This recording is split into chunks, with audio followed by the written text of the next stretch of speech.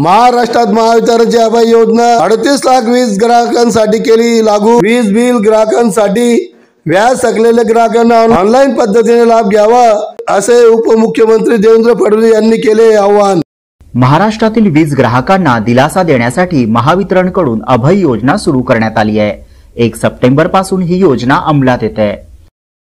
राज्याचे उपमुख्यमंत्री आणि ऊर्जा मंत्री देवेंद्र फडणवीसांच्या सूचनेनुसार महावितरणने हा निर्णय घेतलाय।